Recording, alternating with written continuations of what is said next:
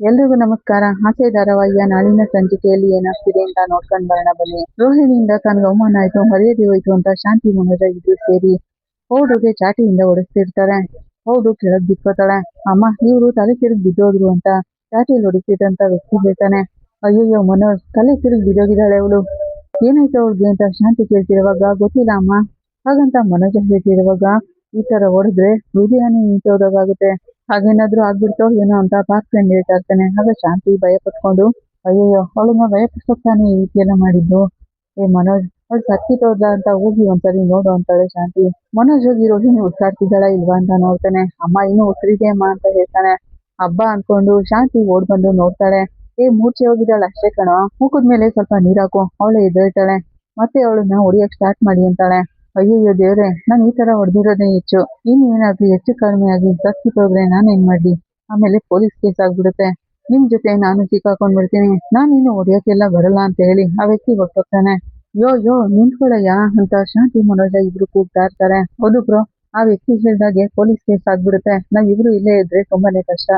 Park friend ಆಗಂತ ಹೇಳ್ತಿರೋವಾಗ ಶಾಂತಿ, ರೇ ಮನೋಜ, ಅವ್ರು ಹೇಳ್ತಿರೋದು ಸರಿಯಾಗಿದೆ ಕಣೋ, ನಾವ್ ಇಲ್ಲಿರೋದು ಸರಿ ಇಲ್ಲ, ಇವಳು ಪ್ರಜ್ಞೆ ಬಂದ್ಮೇಲೆ ಏನ್ ಮಾಡ್ತೀಯ ಅಂತ ಕೇಳ್ತಾಳೆ. ನಡೆದದ್ದೆಲ್ಲ ನಡೀಲಿ ಅಮ್ಮ, ನೀವ್ ಮನೆಗೆ ಹೋಗಿ, ಇವಳು ಪ್ರಜ್ಞೆ ಬಂದ್ಮೇಲೆ ನಾನು ಮನೆಗ್ ಬಂದ್ಬಿಡ್ತೀನಿ ಅಂತಾನೆ. ಸರಿ ಕಣೋ ಮನೋಜ, ಸ್ವಲ್ಪ ಹೊತ್ತು ನೋಡು, ಅವಳು ಎದ್ದೇಳಿಲ್ಲ ಅಂದ್ರೆ ಅವಳ ಮುಖದ ಮೇಲೆ ನೀರಾಕು, ಅವಳು ಎದ್ದಿದ ತಕ್ಷಣ ನೀನು ಮನೆಗ್ ಬಂದ್ಬಿಡು ಅಂತಾಳೆ ಶಾಂತಿ. ಬ್ರೋ, ನಾನು ಹೊರಗಡೆ ವೇಟ್ ಮಾಡ್ತೀನಿ ಅಂತ ಪಾರ್ಕ್ ಫ್ರೆಂಡ್ ಕೂಡ ಹೊರಗಡೆ ಹೋಗ್ತಾನೆ. ಈ ಕಡೆ ಮನೋಜ ರೋಹಿಣಿ ಮುಖದ ಮೇಲೆ ನೀರಾಕ್ತಾನೆ. ರೋಹಿಣಿ ಎತ್ ಕೂತ್ಕೊಂಡು ಮೈ ಕೈನೆಲ್ಲ ಮುಟ್ ನೋಡ್ಕೋತಿರ್ತಾಳೆ. ಏನ್ ಮನೋಜ್, ಯಾಕೆ ಈ ತರ ಮಾಡಿದ್ರೆ ನೀವು ಅಂತ ಕೇಳ್ತಾಳೆ. ಅದು ಬಂದು ಅಮ್ಮ ಅಂತ ಮನೋಜ ಹೇಳಕ್ ಬರ್ತಾನೆ. ನೀವ್ ಈ ತರ ಮಾಡ್ತೀರಾ ಅಂತ ನಾನ್ ಅನ್ಕೊಂಡೇ ಇರ್ಲಿಲ್ಲ ಅಂತಾಳೆ ರೋಹಿಣಿ. ನನ್ನ ಓಡಿಸೋ ಲೆವೆಲ್ಗೆ ಬಂದ್ಬಿಟ್ರಿಯಲ್ಲ ಅಂತ ರೋಹಿಣಿ ಕೇಳ್ತಿರೋವಾಗ, ನಾನಲ್ಲ ಅದು ಅಮ್ಮನೇ ಅಂತ ಮನೋಜ ಹೇಳ್ತಿರೋವಾಗ, ನನಗ್ ಗೊತ್ತಿದೆ ಮನೋಜ್, ಅತ್ತೆ ಹೇಳಿನೇ ನೀವ್ ಈ ತರ ಎಲ್ಲ ಮಾಡಿರೋದು, ಆದ್ರೆ ನೀವ್ ಈ ತರ ಎಲ್ಲ ಮಾಡ್ತಿರೋದು ತುಂಬಾ ಅನ್ಯಾಯ ಮನೋಜ್, ಒಂದ್ ಹೆಣ್ಣಿಗೆ ಈ ತರ ಎಲ್ಲ ಮಾಡೋದು ತಪ್ಪಲ್ವಾ, ಅತ್ತೆ ಹೇಳಿದಾಗ ನೀವು ಬೇಡ ಅಂತ ಹೇಳ್ಬೇಕಿತ್ತು, 2 ವರ್ಷ ನಿಮ್ ಜೊತೆ ಜೀವನ ಮಾಡಿದೀನಿ, ಆ ಕನ್ಸರ್ನ್ ಕೂಡ ನಿಮ್ಗಿಲ್ಲ ಅಲ್ಲ ಅಂತ ರೋಹಿಣಿ ಕೇಳ್ತಾಳೆ. ಅದು ಬಂದು ಅಂತ ಮನೋಜ ಹೇಳ್ತಿರೋವಾಗ, ಛೀ ಹೋಗಿ ಮನೋಜ್ ಅಂತ ಹೇಳಿ ರೋಹಿಣಿ ಹೇಳ್ತಾ ಮೆಲ್ಲಿಗೆ ತನಗ್ ತಾನೇ ಎದ್ದೇಳ್ತಾಳೆ. ಇದನ್ ಮಾತ್ರ ನಾನು ಯಾವತ್ತೂ ಮರೆಯಲ್ಲ ಮನೋಜ್, ಇದನ್ನ ಹೇಗ್ ಡೀಲ್ ಮಾಡ್ಬೇಕು ಅಂತ ನನಗ್ ಚೆನ್ನಾಗ್ ಗೊತ್ತು, ಹಾಗೇನೆ ಮಾಡ್ತೀನಿ ಅಂತಾಳೆ ರೋಹಿಣಿ. ಖಂಡಿತ ನಿಮ್ಮಮ್ಮ ಇದಕ್ಕೆಲ್ಲ ಒಂದಿನ ಫೀಲ್ ಮಾಡ್ಕೋತಾರೆ. ಹಾಗಂತ ರೋಹಿಣಿ ಕುಂಡ್ಕೊಂಡು ಅಲ್ಲಿಂದ ಹೋಗ್ತಾಳೆ. ಈ ಕಡೆ ಮೀನಾ ಶ್ರುತಿ ರೆಸ್ಟೋರೆಂಟ್ ಬಂದಿರ್ತಾಳೆ. ಏನ್ ಶ್ರುತಿ, ತುಂಬಾ ಬ್ಯುಸಿ ಆಗ್ಬಿಟ್ಟಿದ್ಯಾ ಅಂತ ಮೀನಾ ಕೇಳ್ತಾಳೆ. ಹೌದು ಮೀನಾ ಮರಿ, ರವಿ ಬಂದಾಗಿಂದ ರೆಸ್ಟೋರೆಂಟ್ ಫುಲ್ ಆಗಿದೆ, ನಾನಂತೂ ತುಂಬಾ ಬ್ಯುಸಿ ಅಂತಾಳೆ. ಸಂತೋಷ ಆಗ್ತಿದೆ ಶ್ರುತಿ, ಲೈಫ್ ನಲ್ಲಿ ನೀನ್ ಆಸೆ ಪಟ್ಟಿದ್ದೆಲ್ಲ ನಡೀಲಿ ಅಂತ ಮೀನಾ ಹಾರೈಸ್ತಾಳೆ. ಏನ್ ಹೇಳ್ತಿದ್ದೀರಾ ಮೀನಾ ಮರಿ ಅಂತ ಶ್ರುತಿ ಕೇಳ್ತಾಳೆ. ಇಬ್ರು ಸೇರಿ ರೆಸ್ಟೋರೆಂಟ್ ನ ನಡೆಸ್ತೀನಿ ಅಂತ ತಾನೇ ನಾವ್ ಅನ್ಕೊಂಡಿದ್ದು, ಹಾಗೇನೆ ನಡೀತಿದ್ಯಲ್ಲ ಅಂತ ಮೀನಾ ಹೇಳ್ತಾಳೆ. ಅದನ್ನೆಲ್ಲ ಇವ್ನ್ ಹೇಳಿ ಮೀನಾ ಮರಿ, ನಾನು ಸ್ಟಾರ್ಟಿಂಗ್ ನಲ್ಲೇ ಹೇಳ್ದೆ ನಮ್ ರೆಸ್ಟೋರೆಂಟ್ ನಲ್ಲೇ ಕೆಲಸ ಮಾಡು ಅಂತ, ಹಾಗೆ ಇವನೇಲ್ ಕೇಳ್ತಾನೆ ಅಂತಾಳೆ ಶ್ರುತಿ. ಅದೇ ಈಗ ಬಂದಿದಾರಲ್ಲ ಶ್ರುತಿ, ಒಳ್ಳೆ ಕೆಲಸ ನಡೆಯೋಕೆ ಸ್ವಲ್ಪ ಲೇಟ್ ಆಗುತ್ತೆ ಅಷ್ಟೇ, ನಾವು ತಾಳ್ಮೆಯಿಂದ ಕಾಯ್ಬೇಕು ಅಂತಾಳೆ ಮೀನಾ. ಅಯ್ಯೋ ಅದ್ಕೆ ಇವಳಿಗೆ ತಾಳ್ಮೆ ಅನ್ನೋದೇ ಗೊತ್ತಿಲ್ಲ, ಏನೇ ಇದು ಇನ್ಸ್ಟೆಂಟ್ ಆಗಿ ನಡಿಬೇಕು ಅಂತ ಅನ್ಕೊಳ್ಳೋಳು ಇವಳು ಅಂತ ರವಿ ಹೇಳ್ತಾನೆ. ಆಗ ಶ್ರುತಿ ರವಿಗೊಂದು ಹೊಡಿತಾಳೆ. ಜೋರಾಗಿ ಒಂದ್ಸರಿ ಗಿಂಚ್ತಿರೋವಾಗ ಸೂರ್ಯ ಅಲ್ಲಿಗೆ ಬರ್ತಾನೆ. 3 ಜನನು ಇಲ್ಲೇ ಇದ್ದೀರಾ ಅನ್ಕೊಂಡ್ ಬರ್ತಾನೆ ಒಳಗೆ. ಹಾಗೇನೆ ಅಲ್ಲಿಗೆ ಶ್ವೇತಾ ಕೂಡ ಬರ್ತಾಳೆ. ಹಾಯ್ ಅಂತ ಎಲ್ರಿಗೂ ಹೇಳ್ತಾಳೆ. ಹಾಯ್ ಶ್ವೇತಾ ಅಂತ ರವಿ ಹೇಳ್ತಾನೆ. ಹೇಗಿದ್ಯಾ ಅಂತ ಕೇಳ್ತಿರುವಾಗ, ಚೆನ್ನಾಗಿದ್ದೀನಿ ಅಂತಾಳೆ ಶ್ವೇತಾ. ಶ್ರುತಿ ಮುಖ ನೋಡ್ತಿರೋವಾಗ ಸೂರ್ಯ, ಇವಳು ನಮ್ ತಂಗಿ ಅಂತಾನೆ. ತಂಗಿನ, ಏನಿದು ಹೀಗೆ ಇಂಟರ್ವ್ಯೂ ಕೊಡ್ತಿದ್ದೀರಲ್ಲ ಅಂತ ಕೇಳ್ತಾಳೆ. ನಾನ್ ಹೇಳಿದ್ನಲ್ಲ ಶ್ರುತಿ, ಮರ್ತ್ಕೋದ್ಯಾ, ಮನೋಜ್ಗೆ ಹುಡುಗಿ ನೋಡಿ ಹೋಗಿರ್ಬೇಕಾದ್ರೆ ರಿಲೇಷನ್ ಒಬ್ರು ಇತ್ತು ಅವ್ರ ಕಡೆಯಿಂದ ಅಂತ ಹೇಳ್ತಾನೆ ರವಿ. ಎಸ್ ಅಂತ ಶ್ರುತಿ ಹೇಳ್ತಾಳೆ. ಶ್ವೇತಾ, ನೀನ್ ನೋಡ್ಬೇಕು ಅಂತ ಇದೆಯಲ್ಲ, ಇವಳೆ ಮೀನಾ, ನನ್ ಹೆಂಡತಿ ಅಂತಾನೆ ಸೂರ್ಯ, ಇವಳು ನನ್ ವೈಫ್ ಶ್ರುತಿ ಅಂತ ರವಿ ಹೇಳ್ತಾನೆ. ಆಗ ಶ್ವೇತಾ ಹೋಗಿ ಇಬ್ರುನು ತಪ್ಕೊಂಡ್ಬಿಡ್ತಾಳೆ. ಇವ್ರು ನಿಮ್ ಬಗ್ಗೆ ತುಂಬಾನೇ ಹೇಳಿದಾರೆ ಅಂತ ಮೀನಾ ಹೇಳ್ತಾಳೆ. ಬರ್ಬೇಕಾದ್ರೆ ಶ್ವೇತಾನ ನೋಡ್ದೆ, ಅದಕ್ಕೆ ಇಲ್ಲಿ ಕರ್ಕೊಂಡ್ ಬಂದೆ ಅಂತ ಸೂರ್ಯ ಹೇಳ್ತಾನೆ. ಸೂರ್ಯ ಅಣ್ಣ ಬರ್ಬೇಕಾದ್ರೆ ನಮ್ ಮನೆ ಪ್ರಾಬ್ಲಮ್ ಎಲ್ಲ ಹೇಳಿದ್ರು ಅಂತ ಶ್ವೇತಾ ಹೇಳ್ತಾಳೆ. ನಮ್ ಮನೆಯಲ್ಲಿ ತುಂಬಾನೇ ಪ್ರಾಬ್ಲಮ್ ಇದೆಯಲ್ಲ ಅಂತ ರವಿ ಹೇಳ್ತಾನೆ. ಮನೋಜ್ ಅಣ್ಣನ್ ಪ್ರಾಬ್ಲಮ್ ಹೇಳಿದ್ದು ಅಂತ ಶ್ವೇತಾ ಹೇಳ್ತಾಳೆ. ಓ, ಡಿವೋರ್ಸ್ ಬಗ್ಗೆ ಹೇಳ್ತಿದ್ದೀರಾ ಅಂತ ಶ್ರುತಿ ಕೇಳ್ತಾಳೆ. ಆ ಹುಡುಗಿ ತುಂಬಾನೇ ಬ್ರಿಲಿಯಂಟ್ ಅಂತ ಶ್ವೇತಾ ಹೇಳ್ತಿರೋವಾಗ, ಬ್ರಿಲಿಯಂಟ್ ಅಲ್ಲ, ದೊಡ್ಡ ಕ್ರಿಮಿನಲ್ ಅಂತಾಳೆ ಶ್ರುತಿ. ಬಟ್ ಇಂಟ್ರೆಸ್ಟಿಂಗ್ ಆಗಿರೋ ಕ್ಯಾರೆಕ್ಟರ್ ಅಂತಾಳೆ ಶ್ವೇತಾ. ನಿಮ್ಮಿಬ್ರು ಮಧ್ಯೆ ಇರೋ ನೀಟು ಪ್ರಾಬ್ಲಮ್ ಹೇಳಿದ್ರು ಸೂರ್ಯಣ್ಣ. ಹಾಗಂತ ಶ್ವೇತಾ ಹೇಳ್ತಿರೋವಾಗ, ಓ ಎಲ್ಲಾನು ಹೇಳ್ಬಿಟ್ರಾ ಅಂತ ಶ್ರುತಿ ಕೇಳ್ತಾಳೆ. ಎಲ್ರು ಮುಖ ನೋಡ್ಕೋತಿರೋವಾಗ, ಅದು ನಮ್ಮನೆ ಹುಡುಗಿ ಅಲ್ವಾ, ಎಲ್ಲಾನು ಗೊತ್ತಿರ್ಲಿ ಅಂತ ಹೇಳ್ಬಿಟ್ಟೆ ಅಂತಾನೆ ಸೂರ್ಯ. ನೀವು ಡಬ್ಬಿಂಗ್ ಆರ್ಟಿಸ್ಟ್ ತಾನೆ ಅಂತ ಶ್ವೇತಾ ಕೇಳ್ತಾಳೆ. ಹೌದು, ಸ್ವಲ್ಪ ದಿನದ ಹಿಂದೆ ಒಂದ್ 2-3 ಸೀರಿಯಲ್ಗೆ ಡಬ್ಬಿಂಗ್ ಮಾಡಿದೀನಿ ಅಂತಾಳೆ ಶ್ರುತಿ. ಮತ್ತೆ ನಿಕ್ಕೆ ಹೋಟೆಲ್ ಬಿಸ್ನೆಸ್ಗೆ ಬಂದ್ಬಿಟ್ಟಿ ಅಂತ ಶ್ವೇತಾ ಕೇಳ್ತಾಳೆ. ಒಂದೇ ಕೆಲಸ ಮಾಡಿದ್ರೆ ಬೋರ್ ಹಿಡ್ಬಿಡುತ್ತೆ. ನನ್ನ ಹಸ್ಬೆಂಡ್ ಕೂಡ ಇದೇ ಕೆಲಸ ಮಾಡೋದಲ್ವಾ, ಅದಕ್ಕೆ ಒಂದ್ಸರಿ ಟ್ರೈ ಮಾಡೋಣ ಅಂತ ರೆಸ್ಟೋರೆಂಟ್ ಸ್ಟಾರ್ಟ್ ಮಾಡಿದೆ ಅಂತಾಳೆ ಶ್ರುತಿ. ಸ್ಟಾರ್ಟಿಂಗ್ ನಲ್ಲಿ ಸ್ವಲ್ಪ ಕಷ್ಟ ಆಯ್ತು, ಈಗೆಲ್ಲ ಪಿಕಪ್ ಆಯ್ತು ಅಂತಿರೋವಾಗ ಶ್ವೇತಾ, ಅಂತೂ ಮೀನಾ ಅವ್ರೆ ನೀವು ತುಂಬಾನೇ ಲಕ್ಕಿ. ಯಾಕಾಗ ಹೇಳ್ತಿದ್ದೀರಾ ಅಂತ ಮೀನಾ ಕೇಳ್ತಾಳೆ. ಸೂರ್ಯಣ್ಣ ಇಲ್ಲಿಗೆ ಬರೋವರೆಗೂ ಮೀನಾ ಹಾಗೆ ಮೀನಾ ಹೀಗೆ ಅಂತ ಹೇಳ್ತಾನೆ ಇದ್ರು. ಹಾಗಂತ ಶ್ವೇತಾ ಹೇಳ್ತಿರುವಾಗ ಮತ್ತಿನ್ನೇನು ನನ್ನ ಹೆಂಡತಿ ಬಗ್ಗೆ ನಾನ್ ತಾನೇ ಹೊಗಳ್ಬೇಕು ಅಂತಾನೆ ಸೂರ್ಯ. ಸೋ ಸ್ವೀಟ್, ನಿಮ್ಮಿಬ್ರನ್ನ ನೋಡ್ತಿದ್ರೇನೆ ಗೊತ್ತಾಗ್ತಿದೆ ನೀವ್ ಒಳ್ಳೆ ಕಪಲ್ ಅಂತ. ಹಾಗಂತ ಶ್ವೇತಾ ಹೇಳ್ತಿರುವಾಗ, ಶ್ವೇತಾ ನೀವೇನ್ ವರ್ಕ್ ಮಾಡ್ತಿದ್ರಿ ಅಂತ ಶ್ರುತಿ ಕೇಳ್ತಾಳೆ. ನಂದೆಲ್ಲ ಬೋರಿಂಗ್ ಕೆಲಸ, ವರ್ಕ್ ಫ್ರಮ್ ಹೋಮ್, ಯಾವಾಗ್ಲೂ ಮನೆಯಲ್ಲೇ ಬಿದ್ದಿರ್ಬೇಕು ಅಂತಾಳೆ ಶ್ವೇತಾ. ಇಷ್ಟ ಇಲ್ಲ ಅಂದ್ರೆ ಬೇರೆ ಜಾಬ್ ನೋಡ್ಕೋಬೇಕು ತಾನೆ ಅಂತ ರವಿ ಕೇಳ್ತಾನೆ. ನಾನು ಯೋಚನೆ ಮಾಡ್ತಿದ್ದೀನಿ ರವಿ, ಲೈಫ್ ನಲ್ಲಿ ಏನಾದ್ರೂ ಇಂಟ್ರೆಸ್ಟಿಂಗ್ ಆಗಿರೋದನ್ನ ಮಾಡ್ಬೇಕು ಹಾಗನ್ಕೊಂಡು ಶ್ವೇತಾ ಹೋಟೆಲ್ನ ನೋಡ್ತಾ ಇರ್ತಾಳೆ. ನಿಮ್ ಹೋಟೆಲ್ ತುಂಬಾ ಇಂಟ್ರೆಸ್ಟಿಂಗ್ ಆಗಿದೆ, ತುಂಬಾ ಚೆನ್ನಾಗಿದೆ, ಏನಾದ್ರೂ ಕೆಲಸ ಇದ್ರೆ ಹೇಳಿ ನಾನು ಬಂದು ಮಾಡ್ಕೊಡ್ತೀನಿ ಅಂತಾಳೆ ಶ್ವೇತಾ. ಹೌದಾ, ನಿಮ್ಗೆ ಹೋಟೆಲ್ ಮ್ಯಾನೇಜ್ ಮಾಡೋದ್ರ ಬಗ್ಗೆ ನಿಮ್ಗೆ ಏನ್ ಗೊತ್ತು ಅಂತ ಶ್ವೇತಾ ಕೇಳ್ತಾಳೆ.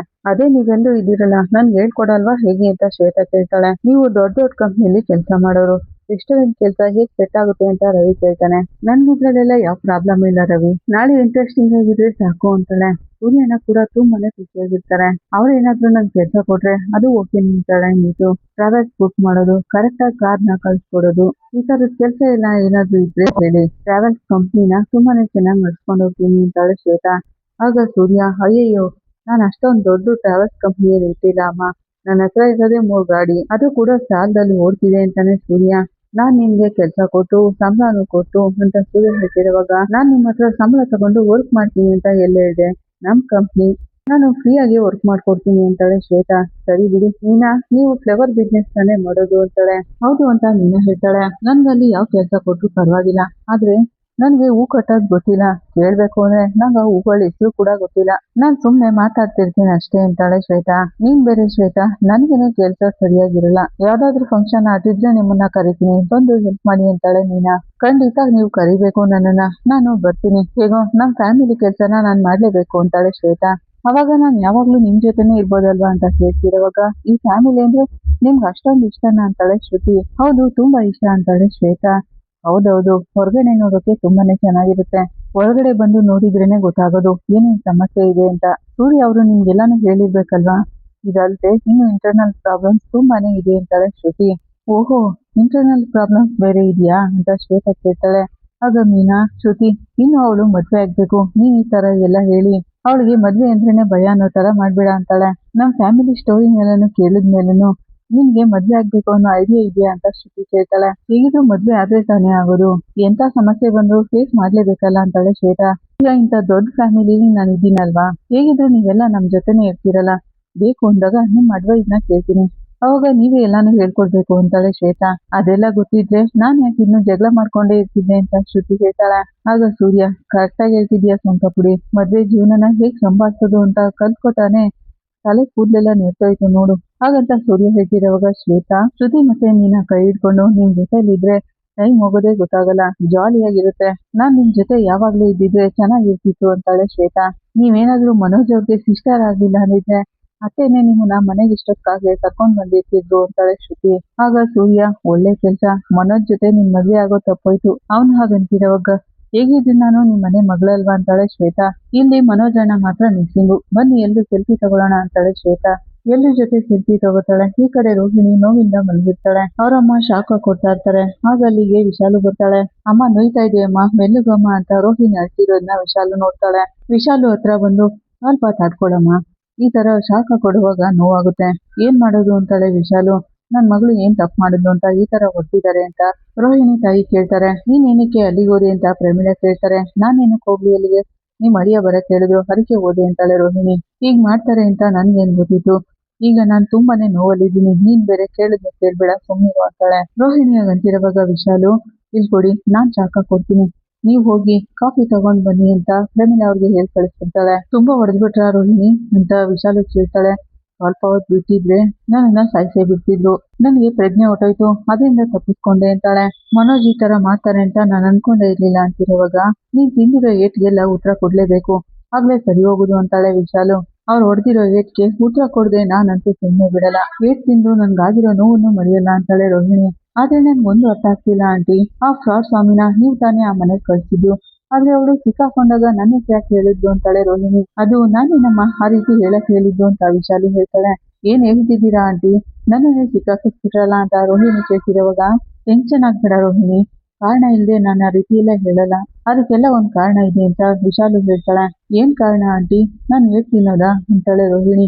ಛೇ ಹಾಗಲ್ಲ ಅಮ್ಮ, ಈಗ ನನ್ನ ಹೆಸರು ಹೇಳಿದ್ರು ಅಂತ ಇಟ್ಕೋ, ಮಾಸ್ಟರ್ಗೂ ನನ್ಗೂ ಇರೋ ಫ್ರೆಂಡ್ಶಿಪ್ ಕಟ್ಟಾಗ್ಬಿಡುತ್ತೆ. ಆಮೇಲೆ ಆ ಮನೆಯಲ್ಲಿ ಏನ್ ನಡೆಯುತ್ತೆ, ಏನ್ ಮಾಡ್ತಿದ್ದಾರೆ, ಏನ್ ಪ್ಲಾನ್ ಮಾಡ್ತಿದ್ದಾರೆ ಅನ್ನೋದೇ ಗೊತ್ತಾಗೋಲ್ಲ. ಈಗೆಲ್ಲ ಮಾಸ್ಟರ್ ಟಚ್ ಅಲ್ಲಿ ನಾನು ಇದ್ದೀನಿ, ಈಗ ಅಲ್ಲಿ ಏನ್ ನಡೀತಿದೆ ಅಂತ ಗೊತ್ತಾದ್ರೆ ತಾನೇ ಮುಂದಕ್ಕೆ ನಾವು ಪ್ಲಾನ್ ಮಾಡಕ್ಕೆ ಸರಿ ಹೋಗೋದು. ಅದಕ್ಕೇನಮ್ಮ ನಾನು ಆ ರೀತಿ ಹೇಳಕ್ ಹೇಳಿದ್ದು.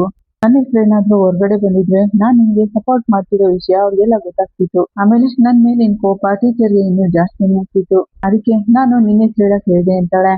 ಈಗ್ಲೂ ಕೂಡ ಅವ್ರ ಕೋಪ ತುಂಬಾನೇ ಇತ್ತು ಆಂಟಿ, ನನ್ನನ್ನೇ ಕರೆದು ಚೆನ್ನಾಗಿ ಓಡಿಸ್ಬಿಟ್ರು ನೋಡಿ ಹಾಗಂತ ರೋಹಿಣಿ ಹೇಳ್ತಿರುವಾಗ ವಿಶಾಲು, ಈ ರೀತಿ ಹೊಡಿತಾರೆ ಅಂತ ನಾನು ಅನ್ಕೊಂಡೇ ಇರ್ಲಿಲ್ಲ ರೋಹಿಣಿ ಅಂತಾಳೆ. ಪರವಾಗಿಲ್ಲ ಬಿಡಿ ಆಂಟಿ, ನೀವು ನನ್ನ ಹೆಸರು ಹೇಳ್ತಿದ್ದು ಒಳ್ಳೇದೇ ಆಯ್ತು, ಇದನ್ನೇ ಮನ್ಸಲ್ಲಿ ಇಟ್ಕೊಂಡು ಮುಂದೆ ಏನ್ ಮಾಡ್ಬೇಕು ಅಂತ ಯೋಚನೆ ಮಾಡ್ತೀನಿ ಅಂತಾಳೆ. ರೋಹಿಣಿ ಆಗಂತಿರುವಾಗ ವಿಶಾಲು, ನನಗ್ ಚೆನ್ನಾಗೇ ಗೊತ್ತಿತ್ತು ನಿನ್ಗೆ ಎಂತದೇ ಪರೀಕ್ಷೆ ಬಂದ್ರು ಅದನ್ನ ಮೀರಿ ಹೇಗ್ ಸಾಧನೆ ಮಾಡ್ಬೇಕು ಅಂತ ನೀನು ಚೆನ್ನಾಗ್ ಗೊತ್ತಿದೆ, ನೀನು ತುಂಬಾ ಬುದ್ಧಿವಂತೆ. ಈಗ್ಲೂ ಕೂಡ ಟೀಚರ್ ನನಗೆ ಫೋನ್ ಮಾಡಿದ್ರು, ರೋಹಿಣಿ ಹೀಗೆಲ್ಲ ಮಾಡಿದ್ನು ಅಂತ ಹೇಳಿದ್ರು, ನಾನು ಕೂಡ ನಿನ್ ವಿರುದ್ಧವಾಗಿ ಮಾತಾಡಿದ್ದೀನಿ ಅಂತಾಳೆ. ನಿಮ್ಗೆ ಅತ್ತೆ ಹತ್ರ ಒಳ್ಳೆ ಹೆಸರಿದೆ ಆಂಟಿ ಅಂತ ರೋಹಿಣಿ ಹೇಳ್ತಾಳೆ. ನಾನ್ ಹಾಗಿದ್ರೇನೆ ಆ ಮನೆಯಲ್ಲಿ ಏನ್ ನಡೆಯುತ್ತೆ ಅಂತ ನನ್ಗೆ ಗೊತ್ತಾಗೋದು, ಅದ್ರಿಂದಾನೇ ನೀನು ಈ ಧರ್ಮ ಯುದ್ಧದಲ್ಲಿ ಗೆಲ್ಬೇಕು, ನೀನೇನು ಚಿಂತೆ ಮಾಡ್ಬೇಡ, ಕಡೆವರೆಗೂ ನಾನ್ ನಿನ್ ಜೊತೆನೆ ಇರ್ತೀನಿ, ನಿನ್ ಗಂಡ ನಿನ್ ಜೊತೆ ಸೇರಿ ಬಾಳ್ಬೇಕು, ಆ ರೀತಿ ಮಾಡ್ತೀನಿ ಅಂತ ಹೇಳ್ತಾಳೆ ವಿಶಾಲು. ಥ್ಯಾಂಕ್ಸ್ ಆಂಟಿ ಅಂತ ರೋಹಿಣಿ ಹೇಳ್ತಾಳೆ. ಸರಿ, ನಿನ್ ಆರೋಗ್ಯನ ನೀನ್ ನೋಡ್ಕೊ, ನಾನು ನಿನ್ ಬರ್ತೀನಿ ಅಂತ ವಿಶಾಲು ಅಲ್ಲಿಂದ ಎದ್ದೋಗ್ತಾಳೆ. ಈ ಕಡೆ ಮನೆಯಲ್ಲಿ ಮೀನಾ, ಮಾವ ಊಟ ಮಾಡಿ ಬನ್ನಿ ಅಂತ ಕರೀತಾಳೆ. ಇನ್ ಸ್ವಲ್ಪ ಹೊತ್ತಾಗ್ಲಮ್ಮ, ಬಂದು ಊಟ ಮಾಡ್ತೀನಿ ಅಂತಾರೆ ರಂಗನಾಥ್ ಅವರು. ಆಗ ಅಲ್ಲಿ ಒಬ್ರು ಲೇಡಿ ಬರ್ತಾರೆ. ಮೀನಾ ಹೋಗಿ, ಬನ್ನಿ ಅಮ್ಮ, ಯಾರ್ ನೀವು, ಏನ್ ಬೇಕಾಗಿತ್ತು ಅಂತ ಕೇಳ್ತಾಳೆ. ಇಲ್ಲಿ ಶಾಂತಿ ಅಂದ್ರೆ ಯಾರು ಅಂತ ಆ ಲೇಡಿ ಕೇಳ್ತಾರೆ. ಅತ್ತೆ ನಿಮ್ಮನ್ನೇ ಹುಡ್ಕೊಂಡ್ ಬಂದಿದ್ದಾರೆ ನೋಡಿ ಅಂತ ಮೀನಾ ಹೇಳ್ತಾಳೆ. ಯಾರ್ ಶಾಂತಿ ಅವರು ಅಂತ ರಂಗನಾಥ್ ಅವರು ಕೇಳ್ತಾರೆ. ಗೊತ್ತಿಲ್ಲ ರೀ ಅಂತ ಶಾಂತಿ ಹೇಳ್ತಾಳೆ. ನೀವೇನಾ ಶಾಂತಿ ಅಂದ್ರೆ ಅಂತ ಕೇಳ್ತಾರೆ. ಹೌದು, ನಾನು ಶಾಂತಿ, ಯಾರ್ ನೀವು, ಏನಾಗ್ಬೇಕಿತ್ತು ಅಂತ ಶಾಂತಿ ಕೇಳ್ತಾಳೆ. ಓ, ಆ ರೌಡಿ ಹೆಂಗ್ಸು ನೀವೇನಾ ಅಂತ ಕೇಳ್ತಾರೆ ಆ ಲೇಡಿ. ಏನು ರೌಡಿನಾ ಅಂತ ಶಾಂತಿ ಕೇಳ್ತಾಳೆ.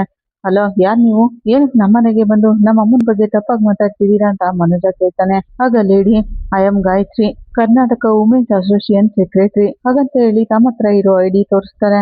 ಏನಿದು ಅಂತ ಶಾಂತಿ ಕೇಳ್ತಿರೋವಾಗ, ಕರ್ನಾಟಕದಲ್ಲಿರೋ ನೊಂದ ಹೆಣ್ಮಕ್ಳು ಸಂಘದ ಸೆಕ್ರೆಟರಿ ನಾನು ಅಂತಾರೆ. ಸರಿ, ನೀವ್ ಯಾರಾದ್ರೂ ಆಗಿರಿ, ಆದ್ರೆ ನೀವು ನಮ್ಮನೆಗೆ ಬಂದು ನನ್ನನ್ನೇ ರೌಡಿ ಅಂತಿದ್ದೀರಲ್ಲ, ಯಾಕೆ ಅಂತಾಳೆ ಶಾಂತಿ. ರೌಡಿ ತರನೇ ತಾನೇ ನೀವ್ ನಡ್ಕೋತಿರೋದು ಅಂತ ಗಾಯತ್ರಿ ಹೇಳ್ತಾರೆ. ಏನ್ ನೀವು ಬಂದಾಗಿಂದ ನಮ್ಮ ಅತ್ತೆ ಬಗ್ಗೆ ಹೀಗೆಲ್ಲ ಮಾತಾಡ್ತಿದ್ದೀರಲ್ಲ ಅಂತ ಮೀನಾ ಕೇಳ್ತಾಳೆ. ನೀವು ಇವ್ರ ಸೊಸೆನೇನಮ್ಮ ಅಂತ ಕೇಳ್ತಾರೆ ಗಾಯತ್ರಿ. ಹೌದು ಅಂತಾಳೆ ಮೀನಾ. ನಿನ್ನೂ ಕೂಡ ಹೀಗೆ ಮನೆಯಲ್ಲಿ ಹಿಂಸೆ ಕೊಡ್ತಾರ ಅಂತ ಕೇಳ್ತಾರೆ. ಆಗ ಶಾಂತಿ, ಏಯ್ ಏನೇ, ನೀನೇನಾದ್ರೂ ಹೇಳಿದ್ಯಾ ಅಂತ ಕೇಳ್ತಾಳೆ. ಅತ್ತೆ ನಾನೇನು ಹೇಳಲಿಲ್ಲ ಅತ್ತೆ, ಇವ್ರು ಯಾರು ಅಂತಾನೆ ನನ್ಗೆ ಗೊತ್ತಿಲ್ಲ ಅಂತಾಳೆ ಮೀನಾ. ಮೇಡಮ್, ನೀವು ಬಂದಾಗಿಂದನೂ ಏನೇನೋ ಮಾತಾಡ್ತಿದ್ದೀರಾ, ನಮ್ಗೇನು ಅರ್ಥ ಆಗ್ತಿಲ್ಲ, ಸ್ವಲ್ಪ ಅರ್ಥ ಆಗುವಾಗ ಹೇಳಿ ಅಂತಾನೆ ಸೂರ್ಯ. ರೋಹಿಣಿ ನಿಮ್ ಮನೆ ಸೊಸೆ ತಾನೆ ಅಂತ ಗಾಯತ್ರಿ ಕೇಳ್ತಾಳೆ. ಅವಳು ಹಾಗೆಲ್ಲ ಹೇಳಿದ್ಲಾ, ಅವಳೇನು ಈ ಮನೆ ಸೊಸೆ ಅಲ್ಲ ಅಂತಾಳೆ ಶಾಂತಿ.